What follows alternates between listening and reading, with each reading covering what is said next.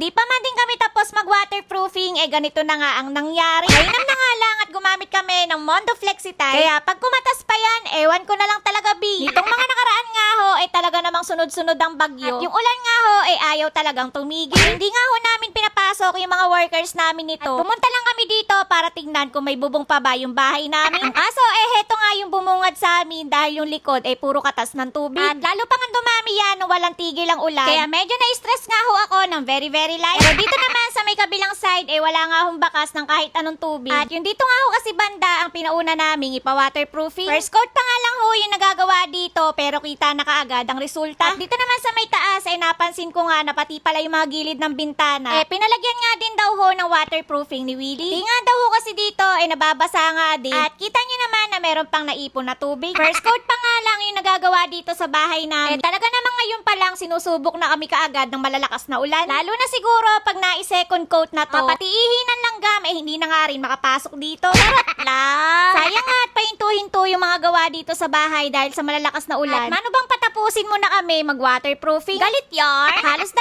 oras nga rin kami tumambay dito para tignan lang tong bahay namin. At so far so good naman dahil wala namang nasira sa mga dumaan na bagyo. At yung sa may bandang likod nga lang yung nakita namin na may kumatas. Kaya pagkagaling nga namin dito, bumili pa nga kami ng isang balde ng Mondo Flexitile. At alam naman namin nakakapusin yung 10 galon sa buong bahay. Kaya para dire-diretso yung mga gawa nila, inaagapan na namin yung mga kulang. Ito nga't pagdating namin kinabukasan, tapos na silang mag-second coat. At para na nga rin ho kami nagpapintura ng dark gray dito. Finally, at natapos na nga sila dito sa kabilang side. At ang isinunod nga ho kaagad ay yung sa may bandang likuran ng bahay. Halos patapos na nga rin ho nung dumating kami dito at ganito na nga ang itsura. Dito nga ho kasi yung maraming kumatas ng mga nakaraang umuulan. Kaya nung nakita ko to, talaga namang natuwa ako. At sabi ko nga, buti na lang ito yung isinunod na i-waterproofing. At nung kinahaponan naman, heto nga tapos niya ng i-waterproofing yung mga nasa itaas. Nagsisimula na nga rin siyang magpahid dito sa may bandang ibaba. Hindi ko na nga ho na-videohan niya nung natapos. Kaya nung mga sumunod na araw, dito naman siya sa harapan ng bahay nag-waterproofing. Hindi naman masyadong nababasa at naanggihan yung banda rito. Pero para sigurado,